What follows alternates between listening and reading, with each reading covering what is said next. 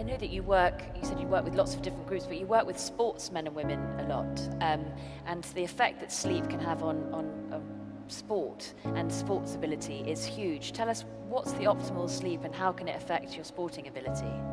Yeah, so sleep is probably the greatest legal performance-enhancing drug that few athletes are abusing enough. And you see it in some discrete athletes. So Roger Federer claims to sleep around about 12 hours. He does that with about 10 hours at night and about a 2-hour nap during the day. Usain Bolt, the famous sprinter, slept somewhere between 9.5 to 10 hours a night. I believe one of the world, and he takes naps strategically during the day. And one of the world records that he broke, he'd only been awake for about 35 minutes beforehand after sleeping, and then came out and broke a world record. They all know the power of sleep, and they use it. You know, the basketball player Lebron James sleeps 12 hours as well, and we work with all of these athletes. So it's not just that sleep enhances your performance on the day.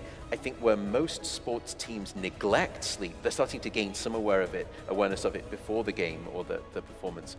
It's after it's after performance where sleep is critical, because that's where you need recovery and restitution of tissues. So when you're sort of performing at that high level, you typically have chronic inflammation within the body. And sleep is fantastic for reducing that chronic inflammation. So your speed of recovery is markedly improved when you get sleep after a performance. And most sports are daisy chaining one game after the next.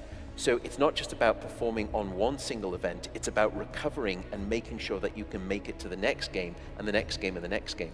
That's why sleep after every performance is just as important as sleep beforehand. We also know that when athletes start to shortchange on their sleep, bad things happen to them. So if you're sleeping 6 hours or less as an athlete, your time to physical exhaustion is dropped by 30%.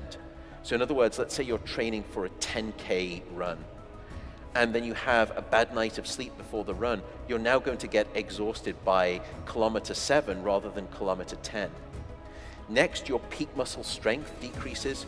Your ability to expand or sort of exhale carbon dioxide decreases. Your ability of your lungs to inhale oxygen decreases. Even your body's ability to perspire effectively and cool itself while performing is also decreased when you're not getting enough sleep. So just about every metric that we've looked at in the sports arena sort of decreases markedly in a linear fashion with less and less sleep. And the final thing is injury risk. We looked at a study where we took a group of athletes across a season and asked what was their injury risk. And we've been tracking their sleep. And then we bucketed those athletes into the amount of sleep that they were getting: 9 hours, 7 hours, 6 hours, 5 hours. And there was a linear relationship. The less sleep that you had, the higher your injury risk. When you were sleeping 6 hours or less, you had an 80% chance of getting injured during the season.